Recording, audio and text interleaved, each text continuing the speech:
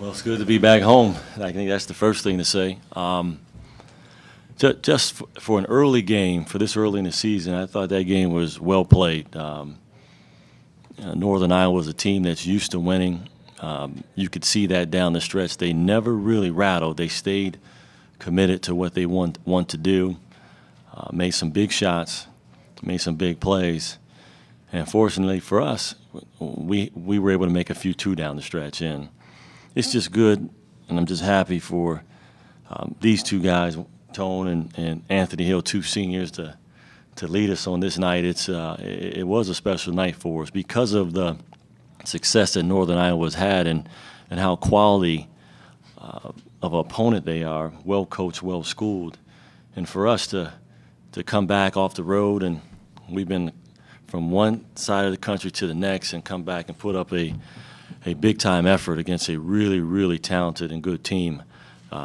This is only going to be able to help us, and I'm just happy for these two guys, especially to start their senior year at home with a huge win like that.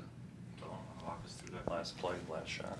We just talked about using the handoff there because that's usually a pass that we can get off every time. They're going to be denying me the ball, obviously, and come over the top there, and just I wanted to get it off. You hear so much about you don't win on the shot, but you win on the tip-in. So we wanted to make sure we got that off with a few seconds there for our guys to get in there and try to rebound while the defense is standing around watching the shot. And it happened to go in, so it left a little bit of time left on the clock, but it worked out for us. Did you fumble that a little bit? Not really. He kicked my hand. Oh, that's so that was on him, but yeah, it went in. So feel good. It did.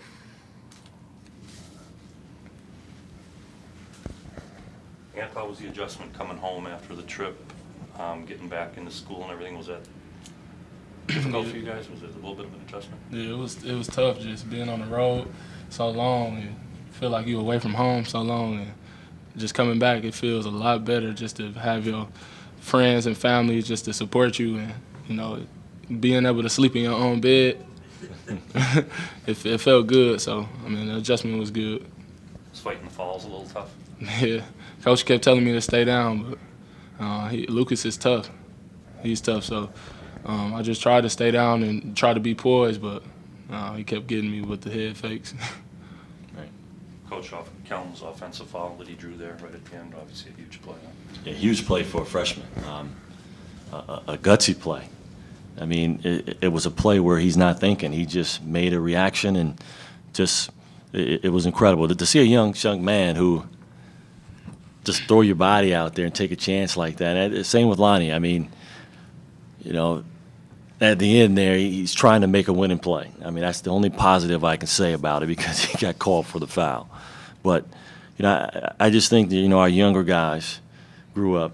And then just to be back in front of our fans, I thought our fans and our student section and everyone, their encouragement down the stretch, it was good. It was really good. The atmosphere was what we needed to help us through, because we seemed to be a little tired there down the stretch. We seemed to be just a little tired, but mentally we made some good decisions. I mean, with other than the foul that we had, I thought the charge, and I thought Ryan Allen really challenging that shot. Most people would just let that thing go, but he challenged it to give it no chance. So I'm really, really happy. As you can tell, I'm a little lost for words here, other than I'm just excited to be back home with the quality win to begin a 5-game, now 4-game homestand. Anthony, can you just talk about fouling out there, 4 minutes left? How difficult was that to kind of watch those last couple moments go by on the bench?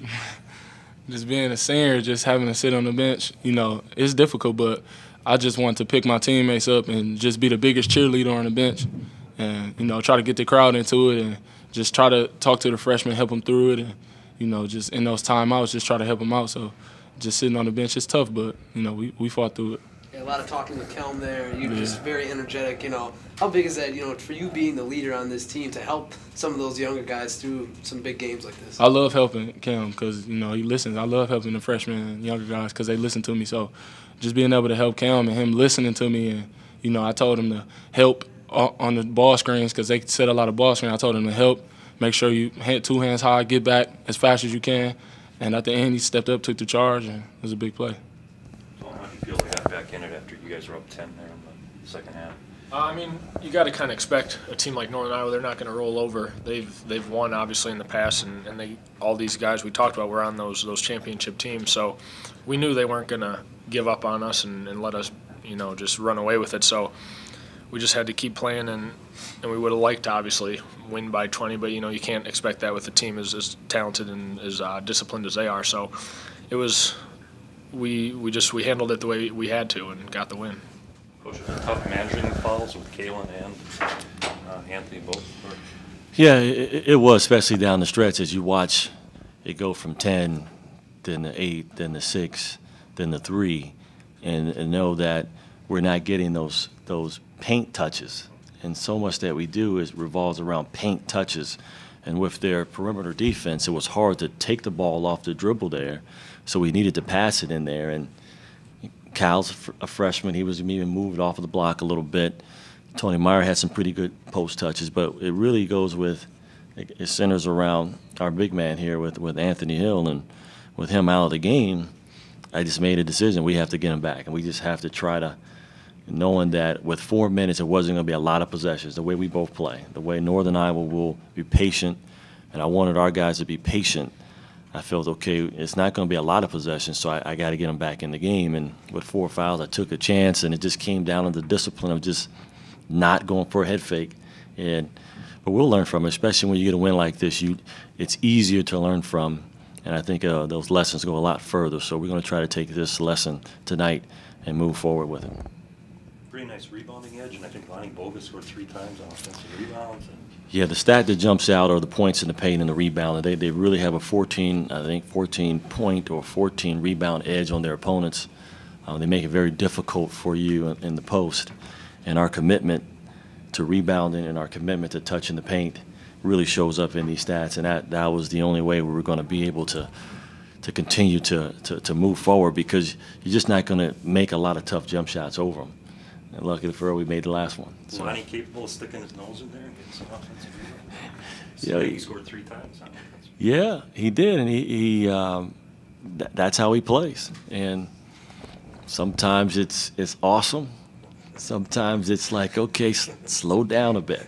And a couple down the stretch, he got caught of just trying to make a winning plays. I think that's the energy and enthusiasm there was great, but the execution was poor. But that's what you get from Lonnie. You get a lot of heart, a lot of passion, a lot of hustle. And early for us, that's what built our lead. Down the stretch, it allowed Northern Iowa to get back in there, but he has teammates, and his teammates did a nice job of picking them up.